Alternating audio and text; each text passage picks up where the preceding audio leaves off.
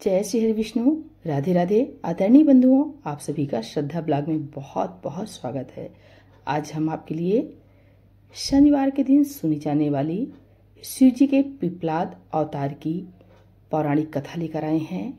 यह कथा संपूर्ण मनोरथों को पूर्ण करने वाली, शिव भक्ति की वृद्धि करने वाली और शनि पीड़ा को दूर करने वाली है। तो कथा पूरी सुनेगा और अच्छी लगे तो प्लीज लाइक, चैनल को सब्सक्राइब जरूर कीजिएगा। नंदीश्वर ने कहा, महाबुद्धिमान सनत कुमार जी, अब तुम अत्यंत आनंद पूर्वक महेश्वर के पिपलाद नामक परमोत्कृष्ट अवतार का वर्णन श्रवण करें। यह उत्तम आख्यान भक्ति की वृद्धि करने वाला है। मुनीश्वर, एक समय दैत्यों ने वृत्तासुर की सहायता से इंद्र आदि समस्त देवताओं को पराजित कर दिया। तब उन सभी देवताओं ने सहसा दधीच के आश्रम में अपने अपने अस्त्रों को फेंककर तत्काल ही हार मान ली। इसके पश्चात वे इंद्र सहित संपूर्ण देवता तथा देवर्षि शीघ्र ही ब्रह्मलोक में जा पहुंचे और वहां ब्रह्मा जी से उन्होंने अपना दुखड़ा सुनाया। देवताओं का यह कथन सुनकर लोक पितामह ब्रह्मा ने सारा रहस्य यथार्थ रूप से प्रकट कर दिया कि यह सब त्वष्टा की करतूत है। त्वष्टा ने ही तुम लोगों का वध करने के लिए तपस्या द्वारा इस महातेजस्वी वृत्तासुर को उत्पन्न किया है। यह दैत्य महान आत्मबल से संपन्न तथा समस्त दैत्यों का अधिपति है। अतः अब ऐसा प्रयत्न करो जिससे इसका वध हो सके। बुद्धिमान देवराज, मैं धर्म के कारण इस विषय में एक उपाय बतलाता हूँ, सुनो। जो दधीच नाम वाले महामुनि हैं, वे तपस्वी और जितेंद्री हैं। उन्होंने पूर्व काल में शिव जी की समाराधना करके वज्र सरीखी अस्थियां प्राप्त हो जाने का वरदान प्राप्त किया था। अतः तुम लोग उनसे उनकी हड्डियों के लिए याचना करो, वे अवश्य देंगे। फिर उन अस्थियों से वज्रदंड का निर्माण करके तुम निश्चय ही उससे वृत्तासुर को मार डालना। नंदीश्वर जी कहते हैं, मुने, ब्रह्मा का यह वचन सुनकर इंद्र, देवगुरु बृहस्पति तथा देवताओं को साथ ले तुरंत ही दधीच ऋषि के उत्तम आश्रम पर आए। वहां इंद्र ने सुवर्चा सहित दधीच मुनि का दर्शन किया और आदर पूर्वक हाथ जोड़कर उन्हें नमस्कार किया। फिर देवगुरु बृहस्पति तथा अन्य देवताओं ने भी नम्रता पूर्वक उन्हें सिर झुकाया।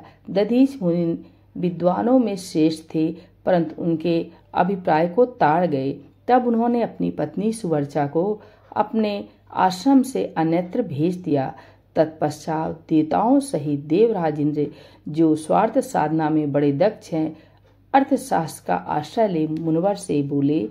इंद्र ने कहा, मुने, आप महान शिव भक्त, दाता तथा शरणागत रक्षक हैं, इसलिए हम सभी देवता तथा देवर्षि त्वष्टा द्वारा अपमानित होने के कारण आपकी शरण में आए हैं। विप्रवर, आप अपनी वज्रमयी अस्थियां हमें प्रदान कीजिए, क्योंकि आपकी हड्डी से वज्र का निर्माण करके मैं उस देवद्रोही का वध करूंगा। इंद्र के ऐसा कहने पर परोपकार परायण दधीच मुनि ने अपने स्वामी शिव का ध्यान करके अपना शरीर छोड़ दिया। उनके समस्त बंधन नष्ट हो चुके थे, अतः वे तुरंत ही ब्रह्मलोक को चले गए। उस समय वहां पुष्पों की वर्षा होने लगी और सभी लोग आश्चर्यचकित हो गए। तदंतर इंद्र ने शीघ्र ही सुरभि गौ को बुलाकर उस शरीर को चटवाया और उन हड्डियों से अस्त्र निर्माण करने के लिए विश्वकर्मा को आदेश दिया। तब इंद्र की आज्ञा पाकर विश्वकर्मा ने शिव जी के तेज से सदृढ़ हुई मुनि की वज्रमयी हड्डियों से संपूर्ण अस्त्रों की कल्पना की। उनके रीढ़ की हड्डी से वज्र और ब्रह्माशिर नामक बाण बनाया गया तथा अन्य अस्थियों से अन्य बहुत से अस्त्रों का निर्माण किया गया। तब शिव जी के तेज से उत्कर्ष को प्राप्त हुए इंद्र ने उस वज्र को लेकर क्रोधपूर्वक वृत्तासुर पर आक्रमण किया, ठीक उसी तरह जैसे रुद्र ने यमराज पर धावा किया था। तदंतर महान आत्मबल से संपन्न दधीच मुनि की पतिव्रता पत्नी सुवर्चा पति के आज्ञानुसार अपने आश्रम के भीतर गई। वहां देवताओं के लिए पति को मरा हुआ जानकर वह देवताओं को श्राप देते हुए बोली।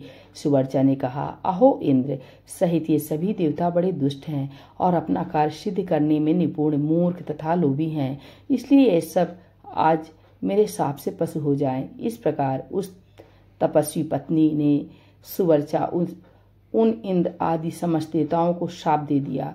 तत्पश्चात उस पतिव्रता ने पतिलोक में जाने का विचार किया। फिर तो मनुष्यनी सुवर्चा ने परम पवित्र लकड़ियों द्वारा एक चिता तैयार की। उसी समय शंकर जी की प्रेरणा से सुखदायिनी आकाशवाणी हुई। वह उस मुनि पत्नी सुवर्चा को आश्वासन देती हुई बोली। आकाशवाणी ने कहा, प्राज्ञे, ऐसा साहस मत करो, मेरी उत्तम बात सुनो। देवी, तुम्हारे उदर में मुनि का तेज वर्तमान है, तुम उसे यत्न पूर्वक उत्पन्न करो।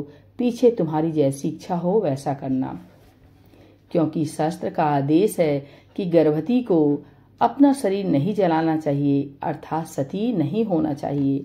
नंदीश्वर जी कहते हैं, मनुष्य यूं कहकर वह आकाशवाणी उपराम हो गई। उसे सुनकर वह मुनि पत्नी क्षण भर के लिए विस्मय में पड़ गई, परंतु सती साध्वी सुवर्चा को तो पतिलोक की प्राप्ति ही अभीष्ट थी। अतः उसने बैठकर पत्थर से अपने उदर को विदीर्ण कर डाला। तब उसके पेट से मुनीश्वर दधीच का वह गर्भ बाहर निकल आया। उसके शरीर परम दिव्य और प्रकाशमान था तथा वह अपनी प्रभा से दसों दिशाओं को उद्दासित कर रहा था। तात दधीच के उत्तम तेज से प्रादुर्भूत हुआ वह गर्भ अपनी लीला करने में समर्थ साक्षात रुद्र का अवतार था। मुनि प्रिया सुवर्चा ने दिव्य स्वरूपधारी अपने उस पुत्र को देखकर ही मन समझ लिया कि यह रुद्र का अवतार है। फिर तो वह महासाध्वी परमानंद मग्न हो गई और शीघ्र उसे नमस्कार करके उसकी स्तुति करने लगी। मुनीश्वर उसने उस स्वरूप को अपने हृदय में धारण कर लिया। तदंतर पतिलोक की कामना वाली विमलेक्षणा माता सुवर्चा मुस्कुराकर अपने उस पुत्र में परम स्नेह पूर्वक बोली। सुवर्चा ने कहा, तात परमेशान, तुम अश्व वृक्ष के निकट चिरकाल तक स्थित रहो। महाभाग, तुम समस्त प्राणियों के लिए सुखदाता हो और अब मुझे प्रेम पूर्वक पतिलोक में जाने के लिए आज्ञा दो। वहां पति के साथ रहती हुई मैं रुद्र रूपधारी तुम्हारा ध्यान करती रहूंगी। नंदीश्वर जी कहते हैं, मुने साध्वी सुवर्चा ने अपने पुत्र से यो कहकर परम समाधि द्वारा पति का अनुगमन किया। मुनीश्वर इस प्रकार दधीच पत्नी सुवर्चा शिलोक में पहुंचकर अपने पति से जा मिली और आनंद पूर्वक शंकर जी की सेवा करने लगी।